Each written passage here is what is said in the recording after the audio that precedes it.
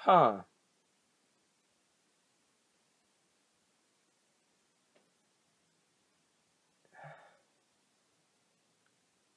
So Clara's alive?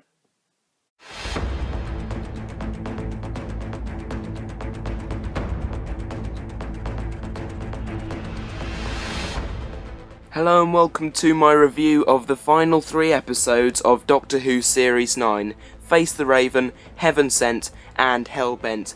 I haven't had time to do these individually, so I thought why not do them all together as a 3-part series finale review. Part 1! Gripping, intense, and a good death at the end. Everything I like to see in Doctor Who, especially if it's a companion. In all seriousness, Face the Raven is one of my favourite episodes of Series 9 because it is so... It's quite claustrophobic because the street is quite packed full of these aliens in disguise. Now, I'm not sure why a Cyberman would go into hiding on Trap Street, but I'm not here to pick faults with this episode. It is just good. I like it, and I think it was a great way to write out Jenna Coleman's Clara forever. We'll come back to that later on. Maisie Williams was back for a 3rd time in this episode, and I thought her performance, though there wasn't much of her, she disappeared for sort of about a third of the plot. In fact, it was probably more than that because her reveal didn't come until later on. So about half of the show, maybe more, maybe 2/3 of the programme, had no Maisie Williams in. And yet, she played such a pinnacle role in this episode. And it only just occurred to me how little she was in it. She was very well performing her character, if that is the correct way of saying it, which I doubt it is. She always does well with her characters. From Viking Girl to Highwaywoman to this, it's been a long old journey, and she acts as if she's spent all that time away. It's just great to see her doing her thing, bringing her own spin to the role that has been created by the showrunners. I think this is probably the start of Capaldi's greatest acting as the Doctor. He's finally found his feet with the role. Before it was sort of a combination of discovering who he was, whether he was a good man or not for Series 8, then this series finding out why he chose that face, but now he's really into it, really into the full Capaldi motion of, I'm the Doctor, and I'm going to wreck every Dalek that comes round the corner just for the hell of it. I'll speak more about Capaldi's acting and do a few more bad impressions just for you a bit later on. Now, I'm not going to say anything about Jenna Coleman's acting in her finale and her leaving because, as I said, I'm coming back to that later, but I found it quite ironic, and I've only thought of this recently, that after, I think it's 2.5 years travelling with the Doctor, Jenna Coleman's Clara, or I'll just say Clara, I did a Boris Johnson then, See, I told you I'd do more impressions. Bad ones at that. Clara has faced Daleks, she's faced Cybermen, she's faced countless creatures that could kill her or utterly destroy her. She's been trapped by Zygons, and after all of this, she was killed by a bird. The irony of this is that she got careless, and that is superb writing, because she was getting careless. She was becoming more and more like the Doctor, and that's not a good thing, because she's not the Doctor. She's the companion, and I think she might have got a bit too big for her boots. I'm sorry, I can't speak. Also in this episode, we had Rigsy, and it was nice to see Jovian Wade back since Flatline in Series 8. I enjoyed Flatline. His acting was a bit wooden in that, but I think it was definitely improved in Face the Raven. I also liked the memorial he painted on the TARDIS at the end. I thought that was a beautiful moment just to have a post-credits scene, which we don't see much of unless it's a trailer for the next episode or anything. I think that's probably the first post-credits scene we've had, and what a post-credits scene. But I'd wish it had just been left like that. Part 2! I find the idea of being stalked around a huge great castle all on your own, but being stalked around by a creature that's the size of Mexico, I may be over-exaggerating here, I think that's just a horrifying thought. Just you and this creature. This creature's never stopping. You have to keep running. It's just haunting, daunting, and I'm not going to come up with a third rhyme because that's just called trying too hard. I really enjoyed Heaven Sent. I think it was fantastic. We had a one-hander with just Peter Capaldi in it, nobody else. The opening credits they could have worked on because it was just hilarious and I laughed. Literally out loud. Tragic. Never mind.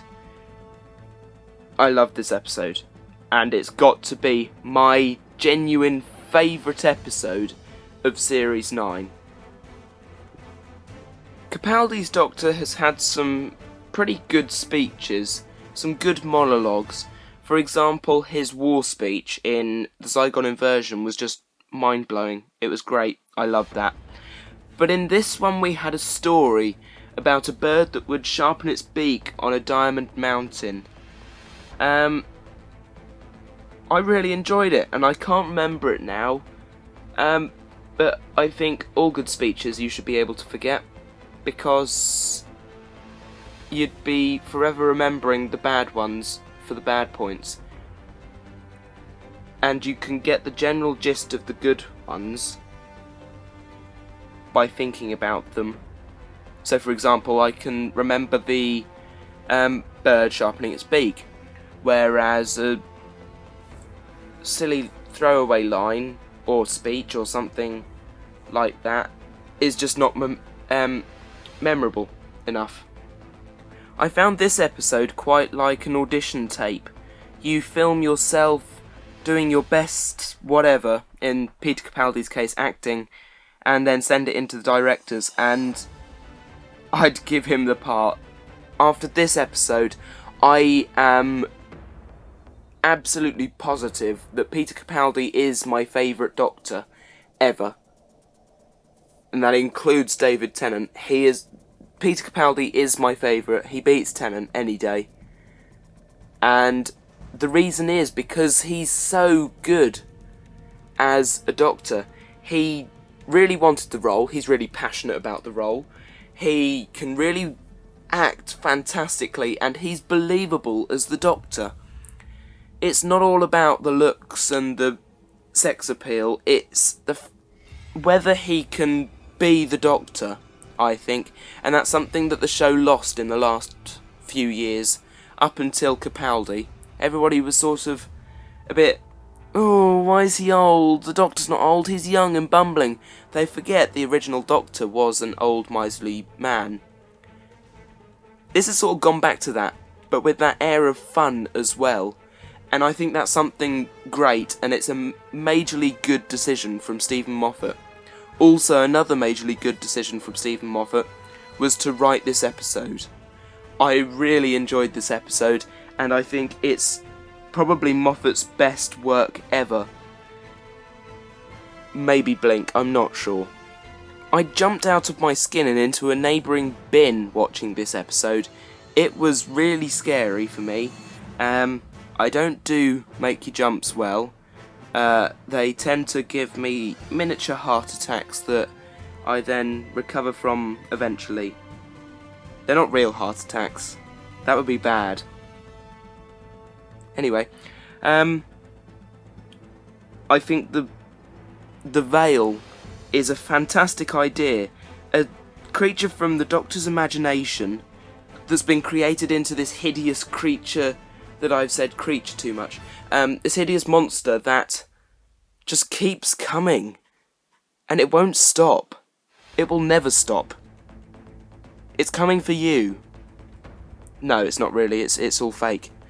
But it's a creature that I think could be in my top 5 scary monsters. Just for the fact that it made me put myself several times. Part 3! And it's the finale. That really wasn't a finale for me, unfortunately. It was really good. I enjoyed it. It had me on the edge of my seat the whole way through. But there's just so many points that I didn't like about it. And I feel that shouldn't be happening in a finale. Heaven Sent was so good that I was expecting something huge in this one. Something to top Heaven Sent. And it just really didn't deliver for me, unfortunately. So much could have been done with Gallifrey. And it's just a shame that it didn't. Gallifrey returning was meant to be the biggest reveal since sliced bread is usually a loaf. I know, unbelievable. And really it was just like, I'm back on Gallifrey. Oh well. Where's the president? I want him off the planet. I enjoyed the fact that he wouldn't speak to anyone except the president. I thought that was good. And then when he did speak to the president put a firing squad in front of him, and they all betrayed the president, and then the Doctor went, right, now you can bleep off, because I'm Malcolm Tucker again, all of a sudden. I can switch it on and off. Oh, he went German. That's not good. Anyway, I think that the main thing that was a problem for me in this episode was the fact that they brought Clara back from literally the second before her death. And I think that made her death, the whole death scene, which was beautifully sad, that whole scene then became null.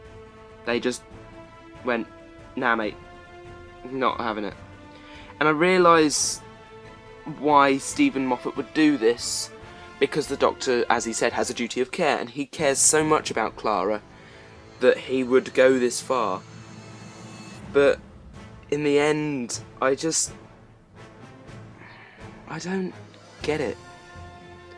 I don't get why they would bring her back. She had no pulse when she was brought back, but I think she's just a plot device here. And if there's one thing I can't stand, it's an unnecessary plot device. Clara I've enjoyed all the way through as a character, even though people have said, oh, she's getting annoying, oh, she's gonna die, oh, news just in, Clara's gonna die, I'm so happy, yay. But then she didn't. And that made me more disappointed than the fact that River Song's coming back in Christmas special. And that's a shame. From a series finale, I don't need that. I need non-stop action. However, that doesn't mean to say that I didn't dislike all of it. The fact that Gallifrey was underused, yeah, I didn't like that. The fact that the Cloister Wraiths were used but weren't really used enough. Like, they didn't kill anyone, which is a shame because they were pretty scary stuff. They looked visually spectacular, and I'd like to see them come back at some point. Maybe they escape the Matrix, which I really liked them being in the Matrix because it was mentioned in The Deadly Assassin, and that's one of my favourite Gallifrey-based episodes there is. A couple of the things I really liked I wasn't happy with how they left Ashilda at the end of Face the Raven. So I was really happy that they brought her back for the finale. I think that was really needed because she is immortal and it was the end of the universe and literally she can't die, so it makes sense for her to be there. She did mention all the other immortals were dead, and we know that the face of Bo, or Captain Jack as he's otherwise known, does die. So, you know, it's pretty good to have her back, and now she's got in the TARDIS, she can go anywhere she likes, because when Clara goes back to Gallifrey to be put back into her timeline and for her to be killed off in the way that she should have been left, yeah, that's good, because now she can pop up again whenever Stephen Moffat decides, and yeah, sure, it's a Dino TARDIS, and I like that. So, another good part of it was, I think, the mind wipe. Now, we had mind wipe between David Tennant and Donna, and that was sad, and it was, oh god, poor Catherine Tate, what are we gonna do? Here, it was the Doctor that accidentally wiped his own memory. And I think it was needed for him to do that because he was so sad that Clara was dead that he needed to forget she ever existed. But I think he knows who Clara is now because of the picture on the TARDIS. He'll relate that picture to the girl in the diner. Either that or he'll just think, oh, that young waitress graffitied all over my TARDIS. You wait until I next see her. And that restaurant that just dematerialized around me. Where I'm in the... I like America.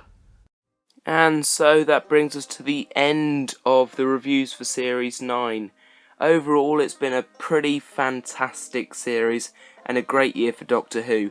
So many memorable episodes, so many different episodes that break the system, and some of them worked, some of them didn't. All in all, I'm going to give this series a 10 out of 10 because there were so many good episodes.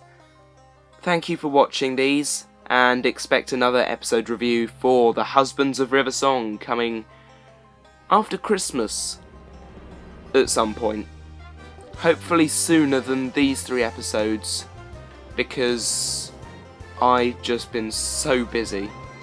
Thanks for watching all, and do rewatch Series 9 because it was very good. If you enjoyed this video, please like and do subscribe for more cringy nonsense.